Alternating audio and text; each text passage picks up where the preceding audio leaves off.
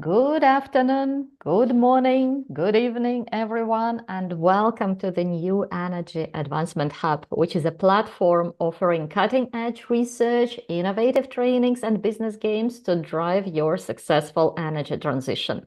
My name is Tatiana Mitrova. I'm director of the New Energy Advancement Hub and also research fellow at the Center on Global Energy Policy at Columbia University. And today we are discussing European energy security, natural gas, informing conflicts, and post-war reconstruction. As Europe grapples with the reality of energy insecurity, geopolitical fragmentation, and long-term task of rebuilding Ukraine, natural gas finds itself at a crossroads. Is it a short-term stabilizer or a long-term liability?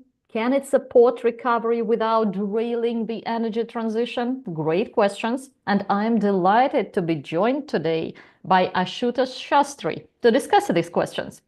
I know Ashutosh for, I suppose, 15 years maybe, and he is a leading voice at the intersection of energy technology, geopolitics, and finance and contracts, and the founder of EnerStrat Consulting. He brings a very rare blend of strategic foresight and very much on the ground understanding, especially on how the markets are adapting post 2022. So together we'll explore how gas markets are being reshaped in this messy world by China's growing influence, by the US export surge, by Europe's recalibrated ambitions, and what it means for Europe's strategic autonomy and for Ukraine's recovery. So I will ask you, please write your questions and comments in the chat in LinkedIn, and I will pass them to our guest speaker. And right now, Ashutosh, the floor is yours. Thank you, Tatiana. Such a pleasure to be on your show. Thank you very much for the invitation. Thank you very much to all the viewers, listeners who have chimed in. Their time is very important for us, and we will try and make this enjoyable, forthright, and fun. I'm definitely very excited about this discussion today, and I hope that everyone finds it enjoyable. I don't have all the answers, but there are many questions, and this is an evolving story. And on the subject of the evolving story, although this is slightly off syllabus, if I may, I would actually reference the current ongoing events in Spain with our discussion today. And you would say, what is the connection? Well, the connection is that the Spanish TSO is battling a unprecedented black start recovery process. It has, we don't know the cause of the attack, but we do know, or the failure, but we do know that there is a failure and there has to be a rebuilding of the grid. And based on my experience, my observations working with Energo a few years ago, I have to say that it is one of the most battle-hardened TSOs in our part of the world. And they are now members of ENTSO-E, the European Network of Transmission System Operators in Electricity.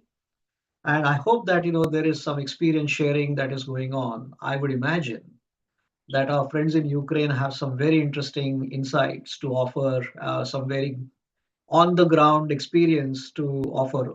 Not that REE needs it, it is one of the well known, one of the most proficient transmission system operators in the world. But in the times that we live in, this experience sharing, I think, is quite important. Now, why do I say that?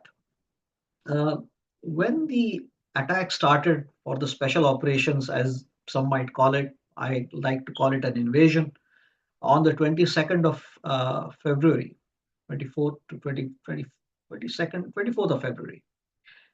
Within 3 days, not many people realized, but the transmission system of Ukraine had synchronized with the European Union, which means for the 3 days once the attack started, the transmission system of Ukraine isolated itself because it is normally synchronized with Belarus and Russia, and it desynchronized, and it ran the electricity system of Ukraine in an island mode for 3 days.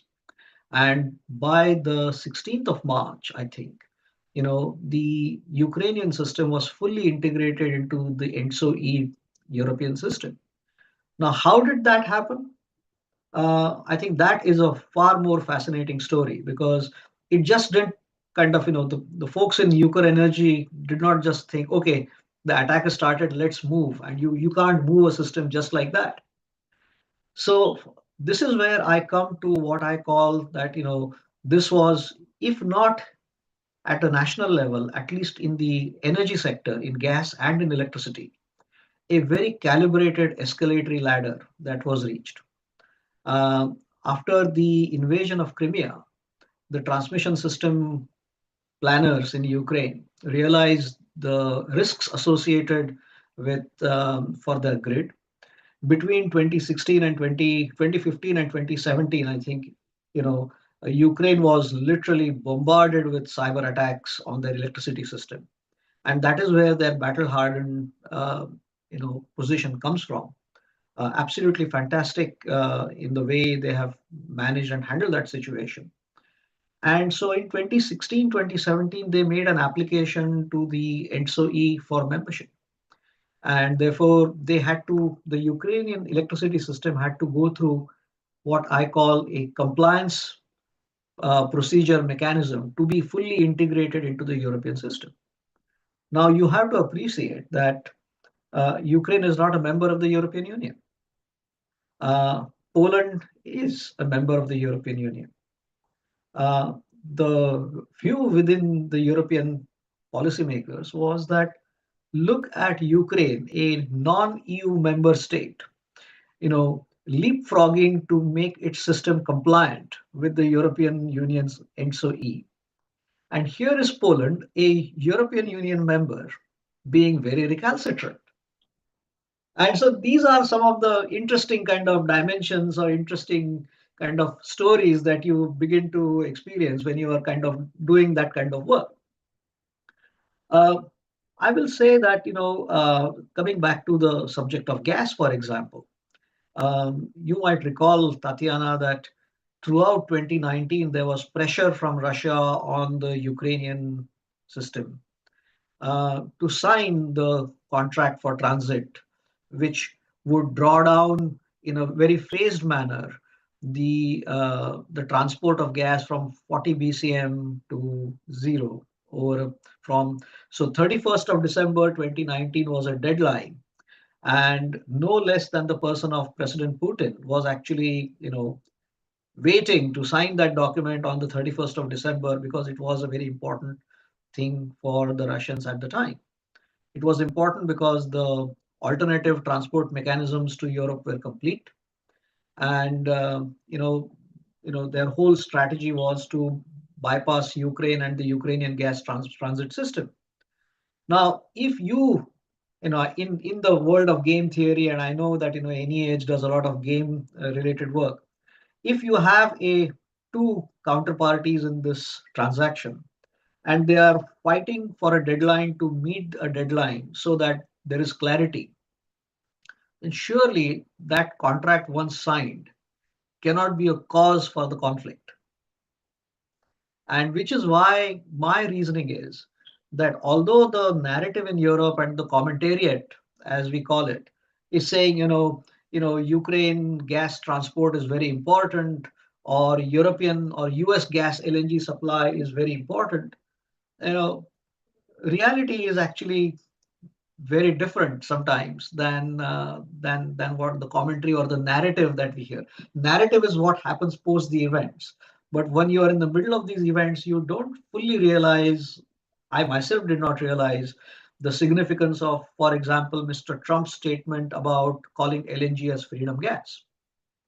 But if you now, there is also the role of the United States, for example. And again, of course, in today's market share, United States is a significant player in the European market share of gas mix.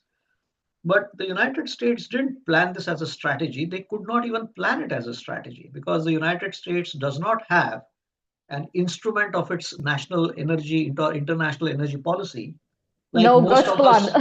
us like most of us in the energy industry are familiar with the role of a national oil company. The United States does not have a national oil company, and therefore it is not in a position politically to force its will upon the commercial sector.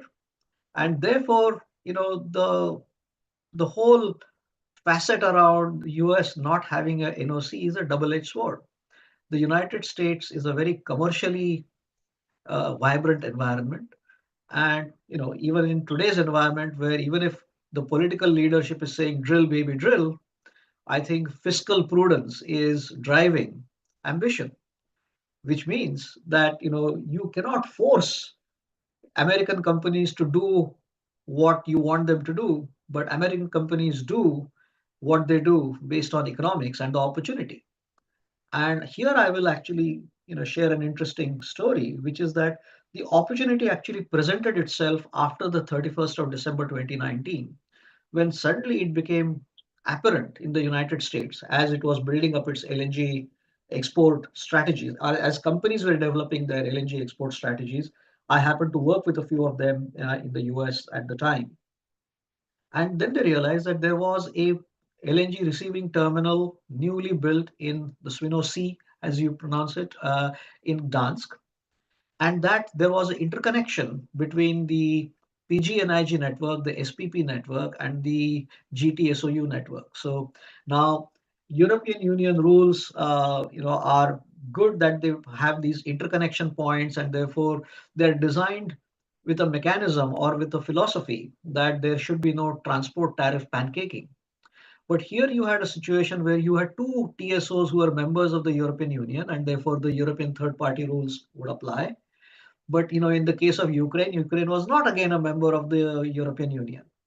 And therefore, how do you make this whole thing work and to make gas competitively delivered at regasified at the LNG receiving terminal in Poland, transported to the now vacant 35 BCM gas storage system in Western Ukraine? Because the opportunity was that here, if you could pull it off, you could supplant the Russian gas supply with US gas and become the swing supplier in the winter. So the idea was that a lot of this LNG would come in as LNG in the summer, get regasified, get stored in the Ukrainian storage, and with the convenient help of the European Union's reverse pipeline rules, the gas could actually flow back and forth between European Union member states, and that gas could be sold in Europe. Now, why is that important? Because the European Union is the single largest and the most profitable gas market there is in the world. And so this is not, conspiracy. This is not conspiracy theorists would say this was all a US plan, but there was no agency available to execute it as a plan. It was a purely commercial enterprise. And living through that period, I felt that, I could see that, there was a lot of doubt on many of these aspects, whether the gas would be delivered on time, the economics would work, what the policy related risk would be, etc. So I would say that this is the background to which against which our discussion is phrased. And so, maybe, you can now kick off some Q&A based on what I've said so far, Yeah. and then we can take the discussion forward. Yeah, absolutely. I have plenty of questions. So first of all, you've mentioned US. Yeah, let's start from the other part of Atlantic. So US LNG has benefited from Europe's pivot away from Russian gas. Yeah, Yes. which happened so 2022, 2023.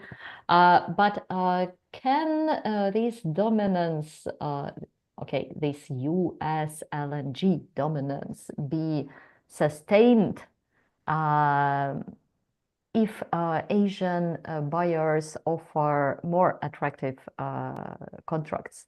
So how can Europe secure these LNG supplies from the US? Yeah, if there is also Asia, and if when Russian gas comes back to Europe. Yeah, so it's a very it's it's a a very messy business. puzzle with moving parts. It But is a puzzle that continues to evolve as we speak, Tatiana. As you know, in the last few months, we have seen, a very strong correlation between the TTF gas price and the JKM market. And there has been a lot of the Chinese, particularly cargoes destined for China, have actually been redirected into Europe. So, are we likely to see more Asian, especially Chinese traders establishing their positions in Europe? I would possibly say that yes, that is a very real opportunity. Uh, how organized, how well coordinated this will be is anybody's guess. Let's start from the source, right? Somehow, in the narrative world, we feel that all of this US supply is going to happen in a very coordinated manner. It is not going to have any impact on the US domestic gas price. The supply chain is going to be in place, and all of this regular, continuous, systematic, predictable flow of LNG is going to happen from the US into Europe. Well, let me disabuse you of that notion. That is not going to happen because that gas developments are a different industry. The midstream pipelines that are growing as a offtake, for example, at the Waha hub, the gas price is zero, right? So a lot of that. So it will be very. It will the whole idea of U.S. LNG coming into Europe, to use an American sporting phrase, as it is not a slam dunk. There are many moving parts within the American system. There are many moving parts within the supply chain, and there are many moving parts within the European options that are available for European buyers. That yes, the U.S. gas supply is now a force to reckon with, because let's face it, in 2019, and if I may share, just I don't have many slides, but if I may share one slide, then I'll share this one.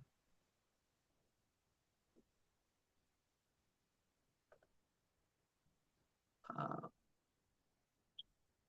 this is just our yes, shaping of our conversation.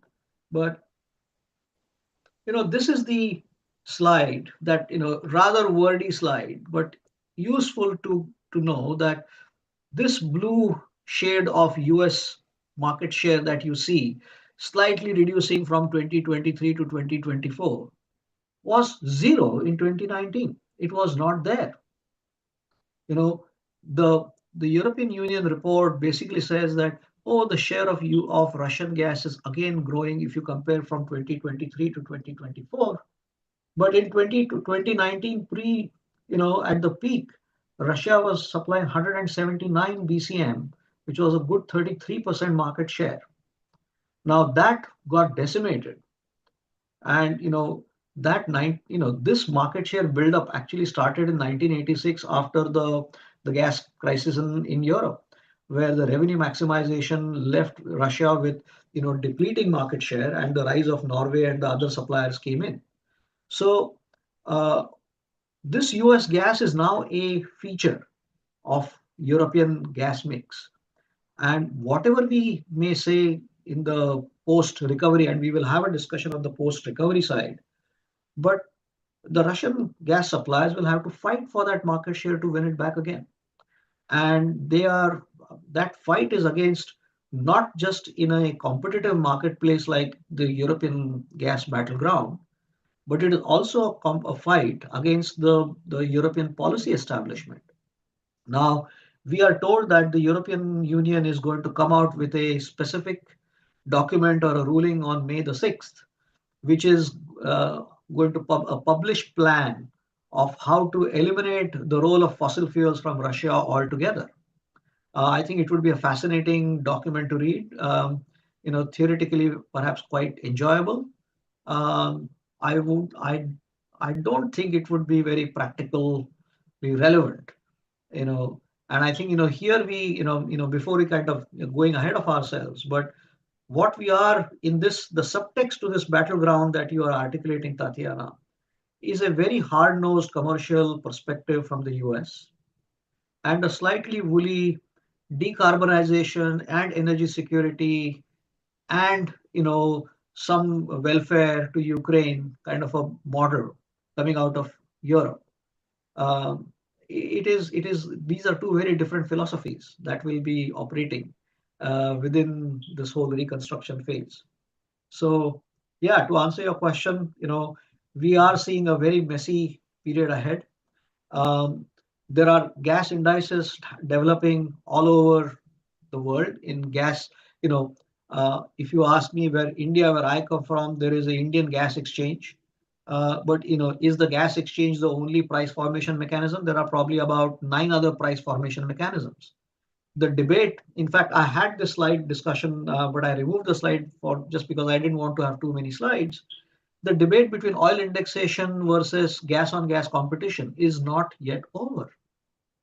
In the 2022 gas crisis that we saw, there was a very vibrant debate within Japan, for example, where Japan, which is a large buyer of LNG, there are the traditionalists, which are the more experienced gas buyers, who are sharing stories with the newer bunch of gas procurement professionals that be careful what you wish for. This oil indexation has served us well.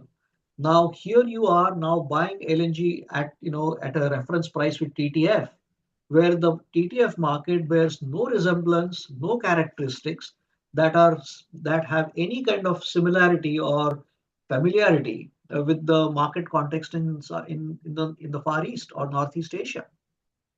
So we are seeing this very interesting correlations develop, interesting relationships develop, and when these interrelationships develop, they're hard to untangle because the traders see it, and commerce intervenes, and commerce always seeks to capture the discontinuities.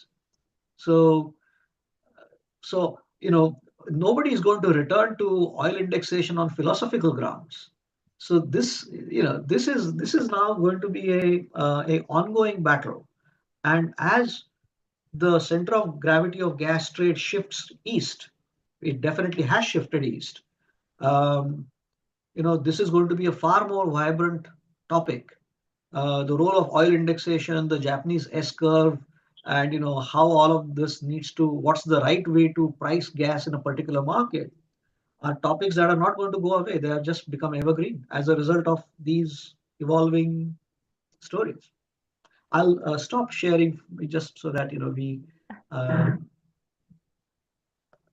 able Okay, to. Ashutosh, I have two immediate questions on what you've Yeah. said, and both are probably quite puzzling. So first of all, on the US LNG strategy being commercially driven, yeah, this was always my perception until the latest announcements of the Trump administration, when actually ownership and management, operational management of the Ukrainian gas transmission system was included in this rare earth deal. Yeah, so it's Yes, not rare earth, it's now the whole Ukrainian critical infrastructure, I would say, it's an including energy ports. and materials deal. Yeah. Yes, So why the hell do they need it? Yeah, and who in the US is going to manage it? What are the actors who will use this gas transportation system, which actually, okay, it can be utilized for the storage of European gas. Yeah, the western part has the biggest storage capacity in Europe, but obviously it was designed initially to transport gas from Western Siberia to Europe. So yes. does it mean that the US companies are going to transport gas for Russia? Yeah, what's the reason for that? Similarly, there were lots of rumors, and FT wrote about it, and there are actually Russian officials have confirmed it. I didn't see any official confirmation from the US. Discussions on Nord Stream 2, yeah, being Yes. transferred to the US businessmen in order We to provide transportation services for the Russian companies. Again, quite puzzling. So from this free market US perspective, these ideas look quite odd. So what is your reading? What the hell is Well, going on? yeah, I think we are talking about I'll take those questions in two parts. One, the Ukrainian asset side, and the second, the question on Nord Stream separately, if I may. So my thought was similar to yours, that the price asset within this whole, the reason why they would want this as part of the negotiations is just because if you are going into a negotiation, you just want to first of all maximize everything, so that you have certain things to give away as concessions if they are very unpalatable. So if transporting, managing the Ukrainian system for on behalf of for to transport Russian gas was too unpalatable, then that could be given away. But I think the important part was the West Ukrainian gas storage, because that will provide the swing supply during the to manage the gas peaks in the European winter. And I think, so this is now the the US Department of Energy kind of stating this in their policy document is quite interesting, and it is unprecedented in that sense. But we are having a unprecedented phase of leadership in the United States. So, And this is not an isolated case. I mean, there are other places in the world where you have now state leadership actively promoting their business overtly, uh, you know, and this is not. I don't see the United States now as Russia had this system for a very long time. Russia had its own oligarchs. Um, Perhaps there is some realization somewhere within the US DOE that we cannot enforce our will on the commercial operators, and therefore, again, you could read it as a some sort of a threat mechanism to the United States, their own domestic players, that if you want to participate in this international market and this opportunity, here's what you have to do for your country. Maybe that's the message. So I'm not entirely sure whether it is a completely adversarial message to the to Russia, but this is actually a saying you can get we can facilitate access to the European market for you, uh, as commercial US players. And the US government will promote it, and there's nothing wrong in the US government not promoting it. But it will come with strings attached, and the strings attached could be that you will have to take over, some of the management of the transportation system, or take over the management of the storage system, or it could be a bargaining chip. It's very hard to say at this point in time.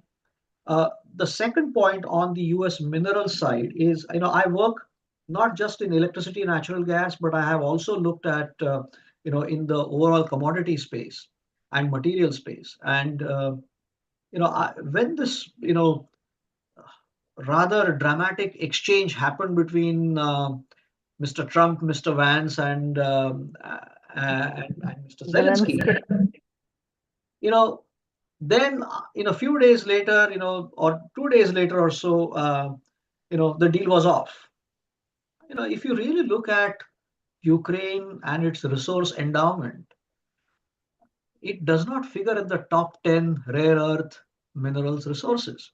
So maybe, this was just one way to buy time, you know, for the United States, that, insult him, send him back, and try to figure out that, oh, we are talking to someone who doesn't even have those resources. So then you redesign the deal. So maybe that is also a factor in saying, okay, we may not be able to get a whole lot of mineral access to mineral resources in the United States, for the United States, but then maybe we can get access to the gas. So therefore, you stick the whole gas piece in. So that we can't second guess the US DOE thinking, but it is quite intriguing.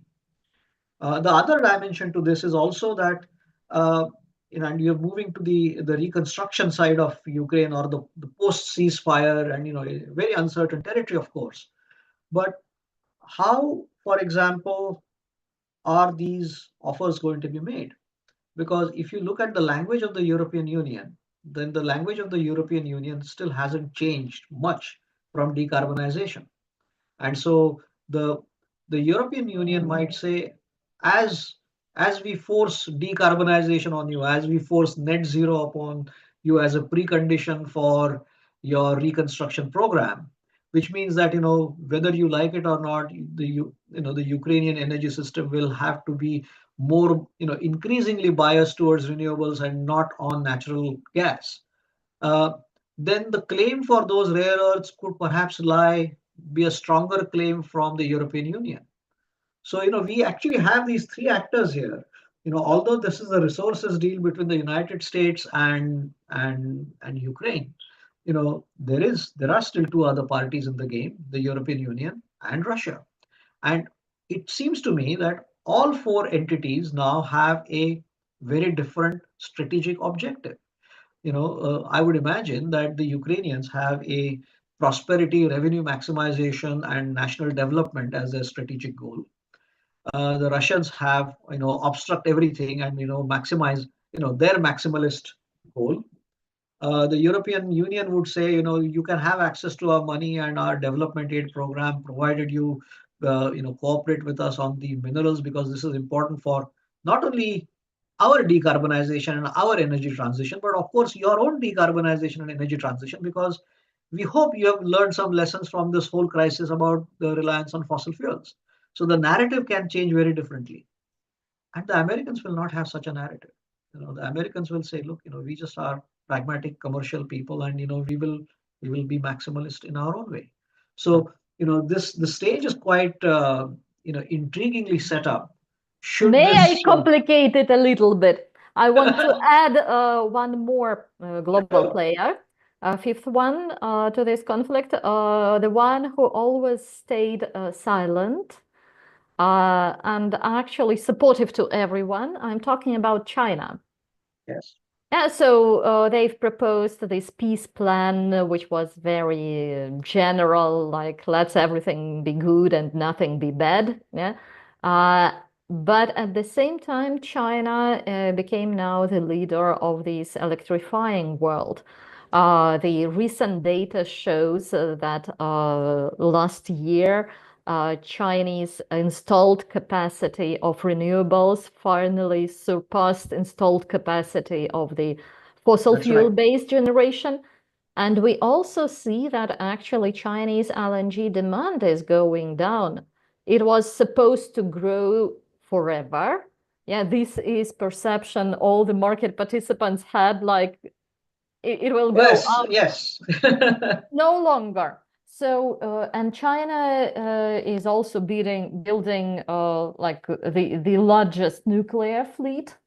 Yeah. So, if we are talking about Ukrainian reconstruction, yeah, it looks like quite an attractive market for China to supply Absolutely. all the renewables and electrification Absolutely. solutions, and also to increase leverage both on Russia and on Europe and on the US.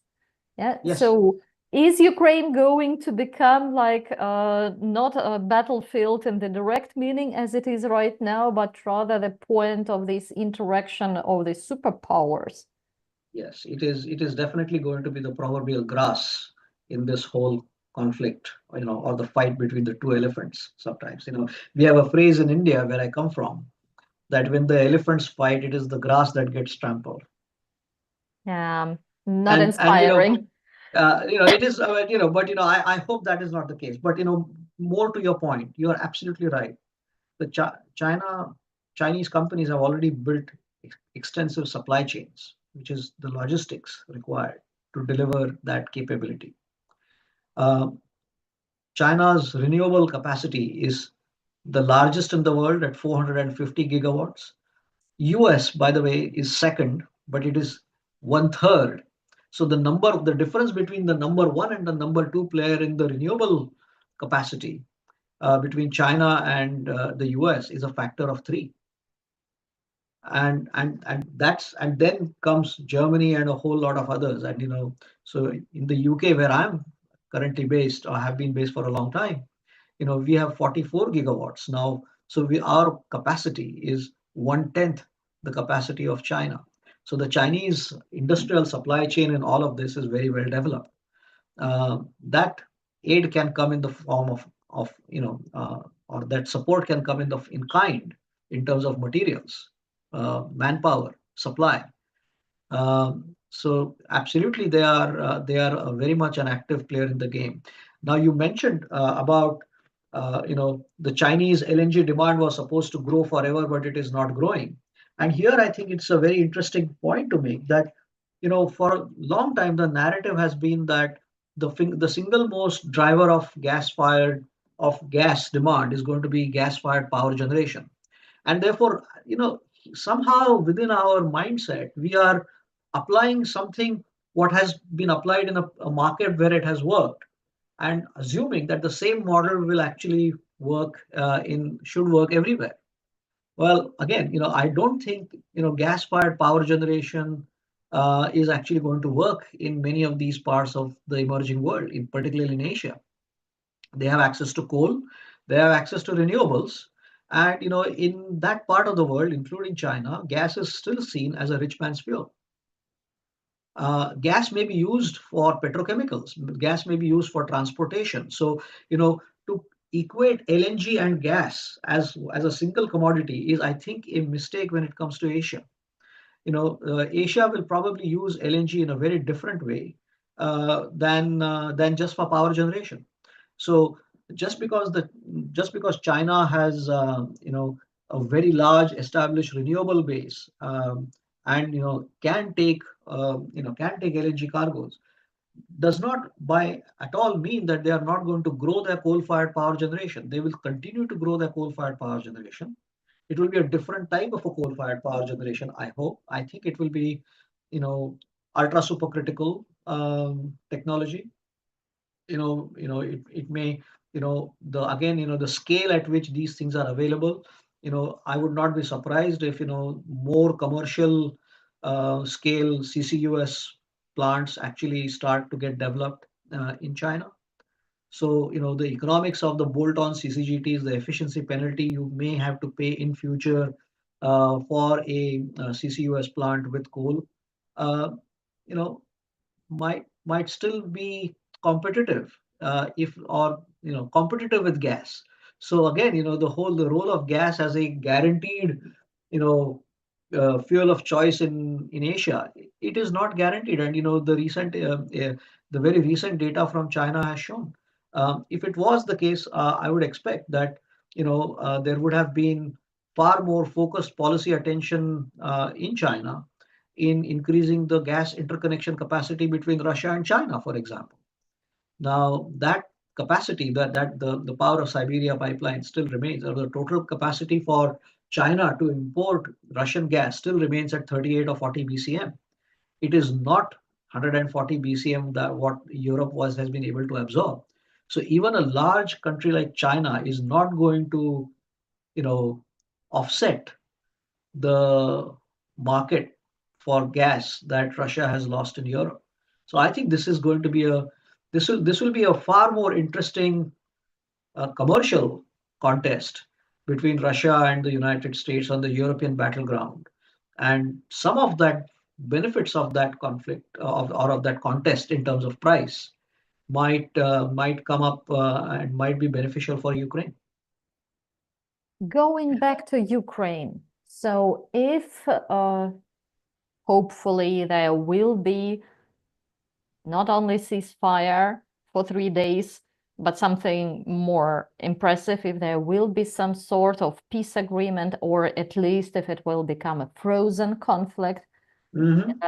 Ukrainian energy infrastructure is heavily damaged. Yeah, and Yes. it's really a miracle how it still keeps operating. Yeah, as you said, lots of lessons to be learned for the other system operators. But how do you see the role of gas in this post-war Ukrainian recovery? So can it play any positive role? Absolutely. And this is my point that gas may not have played a role in the formation or the build up to the conflict, but as a it is definitely an instrument of peace in a sense. The gas battleground is still Europe. Europe, however, much the European policymakers might deny that gas will wind down, gas is here to stay for the European energy transition. European Union's own recent data and its own recent report clearly indicates that gas demand is now back to at least 2021 levels, increasing 8%. So uh, gas will gas transit revenues are going to be very important for Ukraine now, or the gas storage aspect is going to be very important for Ukraine. There is uh, the countries that are most likely to benefit from this are actually the landlocked European Union countries like in Central Europe, Austria, Czech Republic, Slovakia. Slovakia today probably is the only country which has got a still ongoing long-term gas contract with the last standing gas contract, as they call it, with Gazprom. So gas is a very valuable commodity for Europe for the long term. I would say at least until 2050. And this gas battleground means that there will be an interplay between LNG terminals, storage aspects, storage terminals, and the gas pipeline infrastructure. And to that extent, I think it's almost Ukraine can function like a gas battery to the European Union. But on the caveat that gas storage infrastructure is operational intact. There are conflicting reports about the level of damage to the gas storage assets. I think the gas pipeline assets are we know are operational, but there is not much information in the public domain about the true extent of the gas storage assets, which is actually the more strategic element of this piece. Um, Gas is important for the United States' prosperity. We will see United States, Qatar, and Australia. The big three kind of battling it out for gas supply all over the world. And within that, European Union again gas market still remains the most mature and still the most profitable market. So surely there have to be those opportunities where this will play a role in the revenues relating to gas will play a role in the reconstruction, I would say. I see. I still remain a bit Probably puzzled more with the. important than oil. I mean, I know we have not touched on oil, but Mhm. I think oil, although oil revenues are significantly larger for Russia than gas revenues. Yeah. But in the European context, I think it's gas which will be the more important commodity to watch out for. So within the reconstruction phase, post ceasefire, post peace deal, I think it is the gas revenues that will be more important. I still have a question. Yeah, I will just pose it. I'm not sure that anyone has an answer. So, in this case, Ukrainian gas transportation infrastructure will compete with the US LNG producers for the European market. Yeah, and this is if both are like operated by the US companies, who will be stronger and who will win? Yeah, so it's a big question mark. Let's look on the European security side. Yeah, and you've mentioned already that gas is not fuel of choice, not necessarily in Asia. And it was announced officially like not a fuel of choice in Europe. We have a question from Kamil Sobchak. He wrote like back in 2022, European Commission created regulations that were supposed to simplify permitting procedures for renewable projects. And it was argued in this document that its goal is to replace natural gas supplies with energy from renewable sources and to increase security of supply. So first of all, how do you assess this EU goal to replace natural gas with renewables? Is it realistic? I think it's an admirable goal, but but not. I don't think it is realistic. Look, it is very clear now. We've had several instances. You know, Germany once was the first case of the energy Wende. But even in the UK, we've had some very close shaves. And our friends in Spain and Portugal have not been as lucky in the last couple of days. So it is not a surprise that the bias towards energy security is coming back. Uh, I think there is going to be some sort of a resolution by the United States government also in relation to the future of the International Energy Agency coming up in August, where the mandate will probably have to be kind of moved back. So even within Europe, what do we see? We see the IEA moving slightly, shifting its bias away from decarbonization and renewables towards more, here and now energy security issues. I mean, let's face it, the International Energy Agency was actually created to advise on energy security, not on decarbonization. Um, Now, with the the dynamics as I see it for Europe, is that the trade or the war chest available for developing renewables is probably now going to have a competing resource in defense spending. And so as European defense spending goes up, that renewable goal will have to be diluted. I mean, I have a slide again. Very recently, the European Commission also very recently, as in March 24th, I think, published a report where they tweaked their 2040 net zero goals. And so the language is now already starting to pull back from deep decarbonization to a move towards bias for security.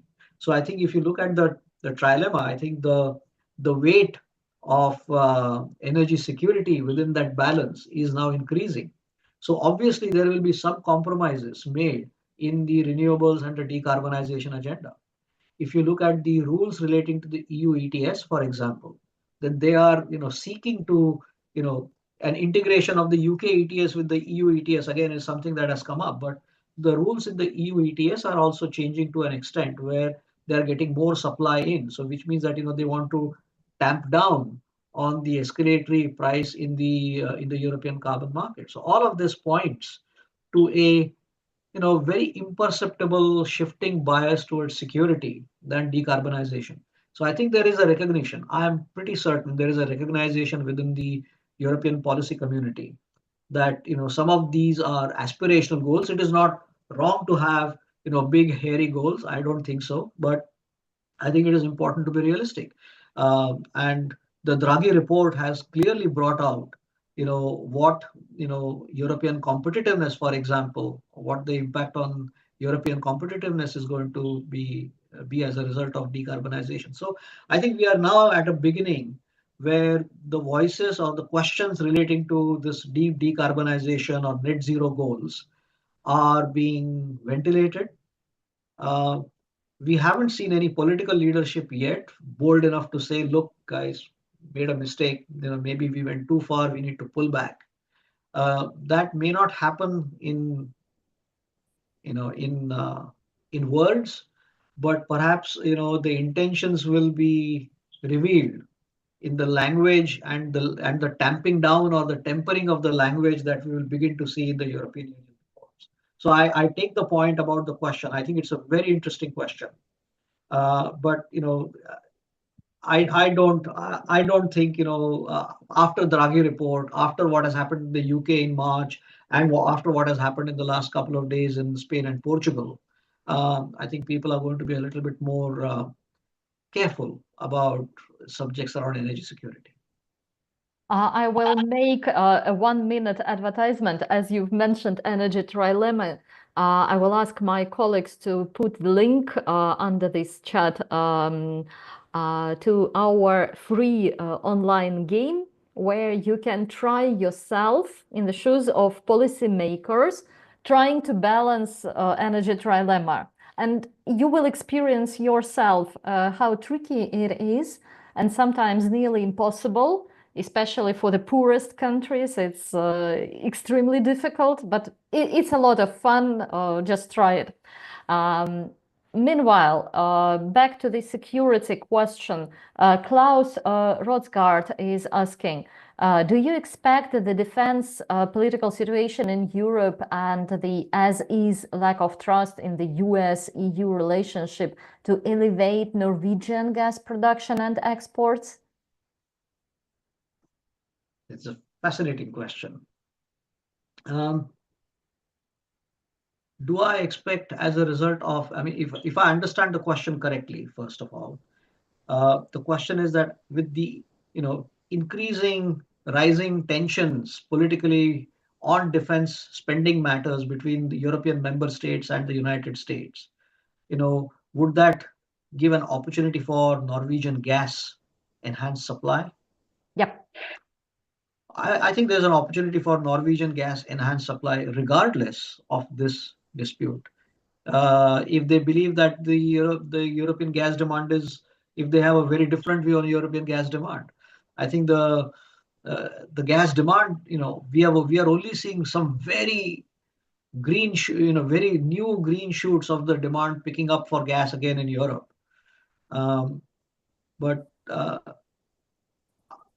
I don't have any particular view on Norwegian supply. I think the Norwegian supply, or as I see it, I think the European battleground is now a very even contest with a new supplier coming into the mix in the form of the United States. So it is the United States. So we've had traditionally North Sea, Norwegian supply, East Med, Mediterranean supply, and LNG imports and Russian transport as the kind of key sources in Europe. And I think this competitive intensity is going to, for sure, going to increase. That I definitely see it happening, because this level of gas pricing cannot be sustained. Something will have to give, and we are already beginning to see some of those trends. So uh, I don't have any particular view on Norwegian enhanced gas supply than it already is. But if lessons of history are to be relied on, then in the 1986 crisis, when Russia lost market share in Europe, the winner in that game was actually the Norwegian gas supply. So there is a history. So which is why I find that as a very fascinating question, whether the Klaus believes that we are looking at a similar level of discontinuity. We are definitely looking at a similar level of discontinuity in terms of the shock to the Russian gas system. So the question is not misplaced at all. I think the issue is, how soon, and what are the resources that are, Johan Sverdrup or any other specific gas fields, whether they will, so it is a question of that resource availability, and the opportunity. The opportunity, I think, is there. It will be competitive, though. It will not be at the same level of pricing that we see today. I don't think so. That's unsustainable. Another huge potential gas producer. Question from Essay. Iran and Russia have signed a contract under which Iran will purchase gas from Russia for domestic use, potentially freeing up Iranian oil for export and enabling gas swap arrangements. What is your evaluation of the strategic implications of this agreement for the global oil and gas market? So Wow. if Iran and Russia unify their efforts, do you see this happening? If they, I think the operative word in your question is if, and we are not there yet, but it's a fascinating question. It is, one thing is for sure, that for a very sustained period of time, the Iranian oil and gas infrastructure has remained underinvested. The Iranian oil aspirations are definitely, very legitimate, and laudable, because that oil share is what is going to give Iran the bargaining power back in the negotiations, whether be they nuclear or with their relationship with the United States or whatever. So, uh, and it is true that there needs to be some sort of a way out for Iran to be able to have some gas source to continue to meet its domestic demand. for a very long time, the Iranian population has been used to a level of gas price and a level of gas availability that cannot continue forever, and therefore, if that is the objective, but whether that will free up any oil for export, uh, it depends on, not this is not the only factor on which I think this answer will depend. I think the answer will also depend on you know what kind of accommodation is being developed within OPEC plus. And so this is a very significant question, I think, for OPEC plus to resolve if the Russia Iran collaboration moves forward, But because there is a clarification question also from Jean-Philippe. So you see, there is huge interest in what will happen with Iranian gas. So is Iran potential gas supply a solution to chase for Europe and a solution to block for US, given the increasing tensions and unpredictability of the US trade behavior? Let's put it this way. So is Iran an alternative, or is it too late?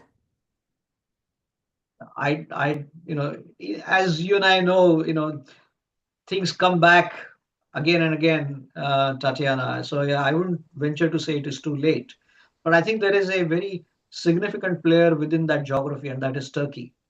And I think the relationship with Turkey, and Turkey now positioning itself as an emerging hub in the region for gas flows, uh, cannot be ignored.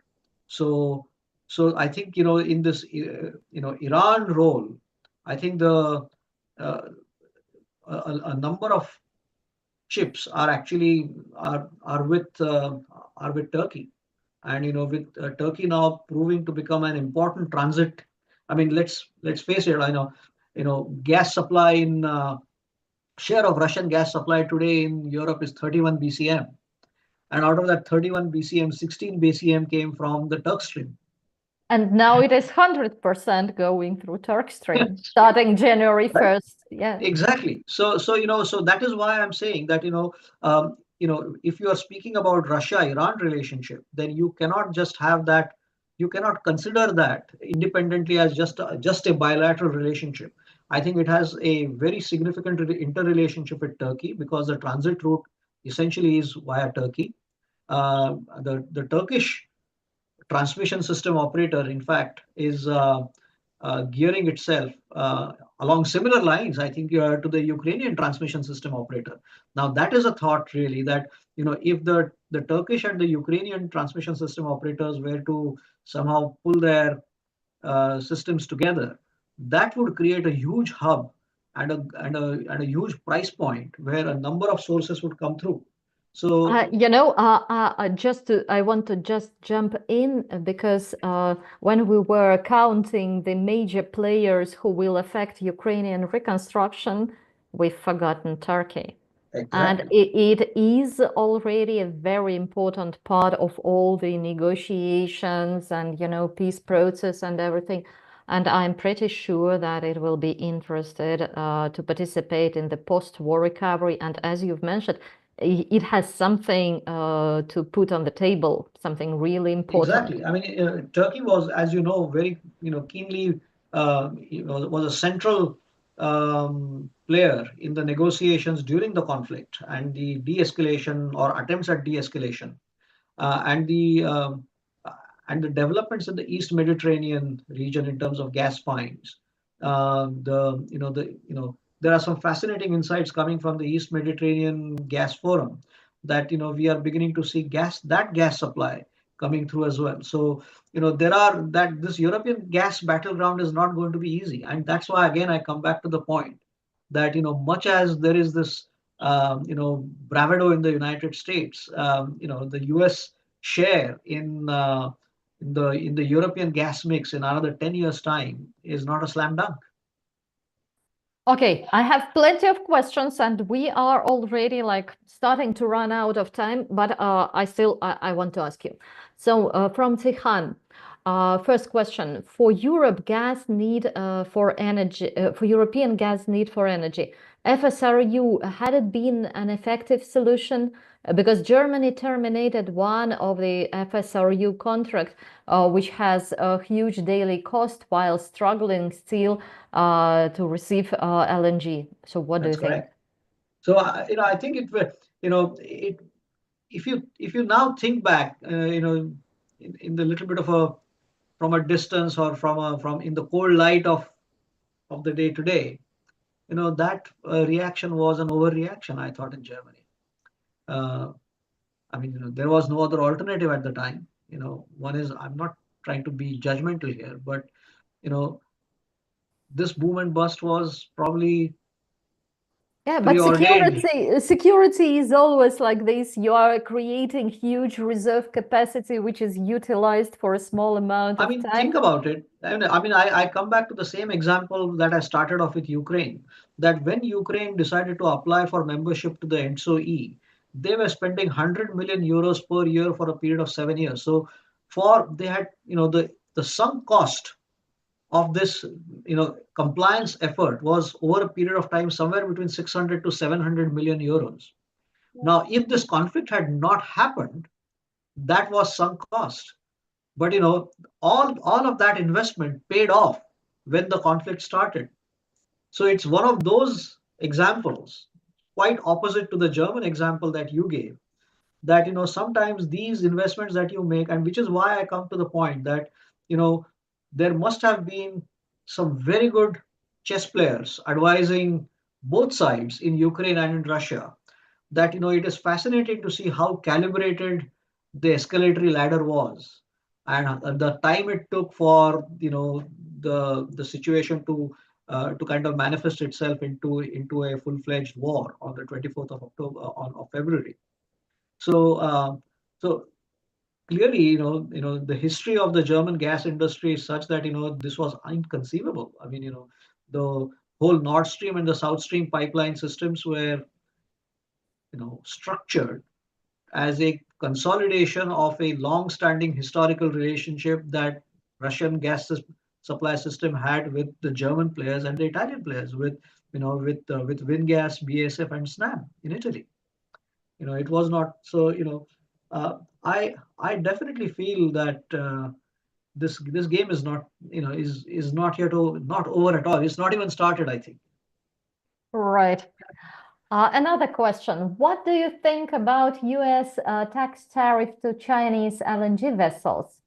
Most of vessel building is still progressing in Chinese shipyards. There was this letter from API claiming, like, dear Mr. Trump, what should we do without Chinese vessels? So, yeah, what's your reading?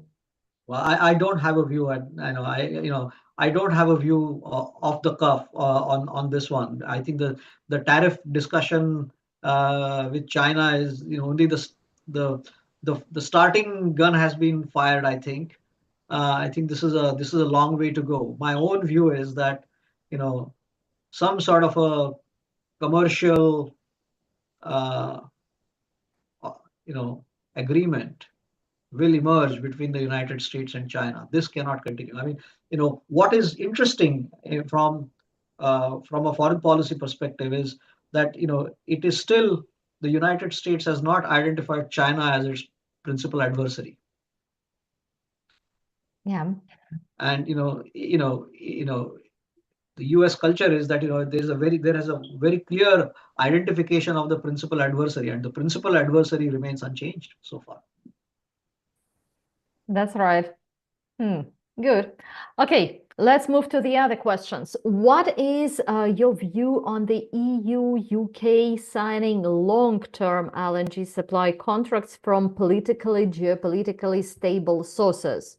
So first of all, I wonder where are now politically stable sources, except for Norway. Yeah, Norway for sure. Yeah. Would you qualify the United States as a geopolitically stable energy I source? think I think the I think I would. question. I would grudgingly, I would.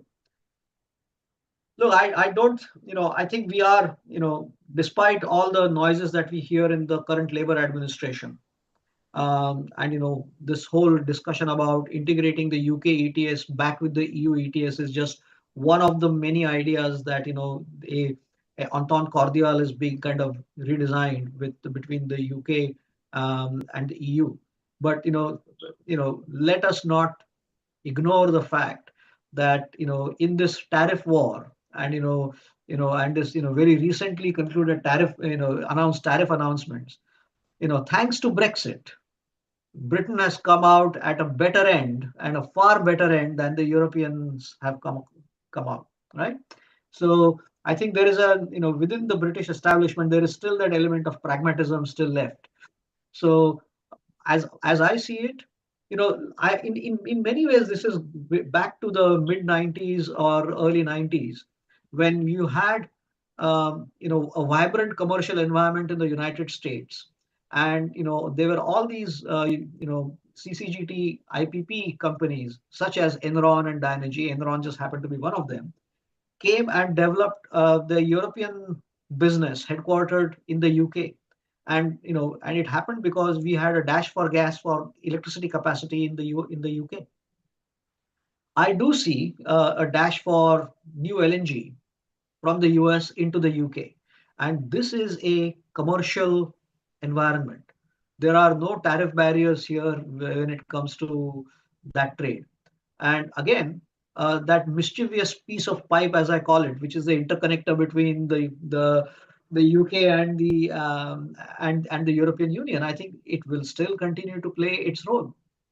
So I think my view is that UK EU relationship would not be a driving factor in the relationship with the US because the United States will develop independent gas trading relationships.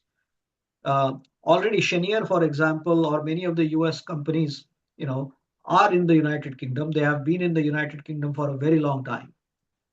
So it is just a enhancement, and that signal probably will become palpable when Mr. Trump visits the United Kingdom in September. We may be in a very different net zero environment in the UK by that time.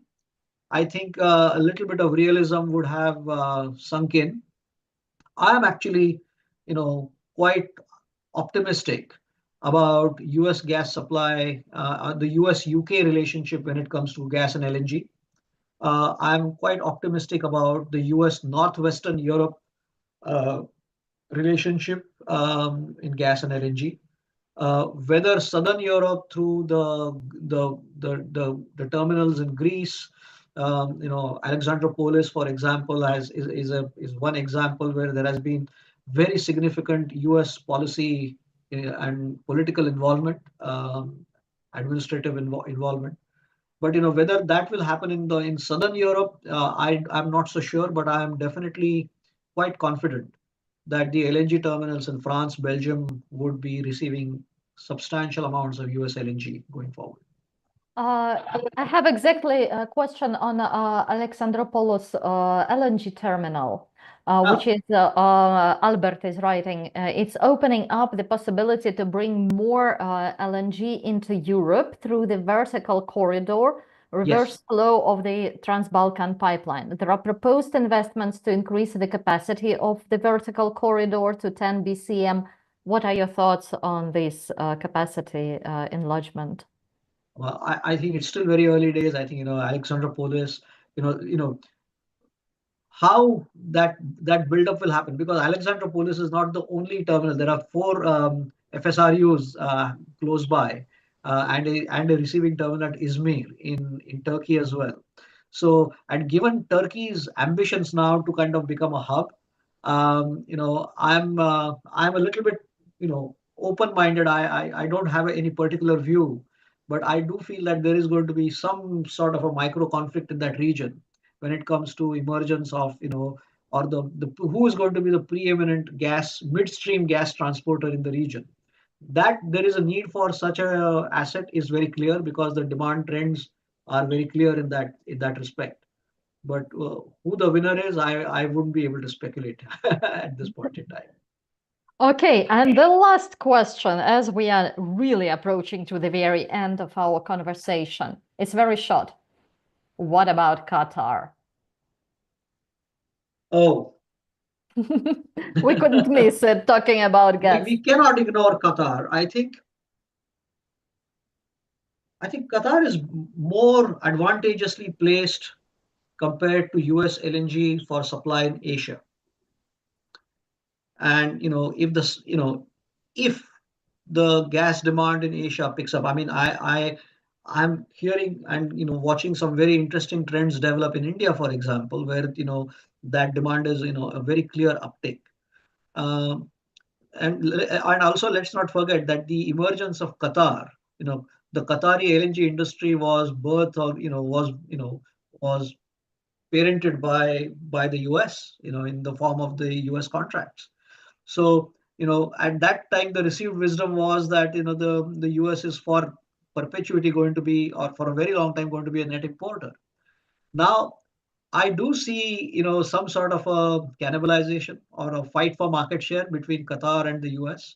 And, when it comes to Asia, I think Qatar has an advantage, familiarity, cultural familiarity, etc. But when it comes to Europe, I think again, it could well be that the US has a better leverage. Qatar Okay. has not been able, and the history there really is that the regulatory relationship between Qatar and the European Union, when it comes to this is a very long drawn out chapter on destination clauses and the compliance with the third party access regime, and those were things that I think policymakers in Europe might not forget that easily, and that is why I think the bias is slightly towards the US. Yeah, and Qatar is now quite critical regarding the emission standards. Yeah, so this misunderstanding and miscommunication between Yes. Qatar and EU still remains. No, But which is yeah. exactly the point that the EU has not moved much on its position vis-a-vis its emission standards and Qatar, rightly or wrongly, perhaps perceives it as an artificially created barrier to entry. Mhm. I see. Wow, thank you, Ashutosh, for your insights. It was absolutely fascinating. Uh, as we've learned today, energy security is no longer just about molecules and megawatts. It's about resilience, it's about realism, pragmatism, I would even say, and Yes, rethinking the role of gas, not just in emergencies, but also in recovery, whether as a geopolitical lever or a reconstruction enabler or a contested pillar of the transition, gas anyway remains central to Europe's strategic debates. Let's continue to question assumptions and connect the yes, dots between the markets, politics, yes. and technology. So thank you so much for joining us. And No, my thank you, co Tatiana. I definitely found it exciting, and I hope our audience found it enjoyable. Yeah, so please write your comments below this chat. Yeah, and we will. There were plenty of very interesting comments. I just didn't announce them, but I should take your time to read them and maybe to address some of them. We'll And definitely please try. stay tuned.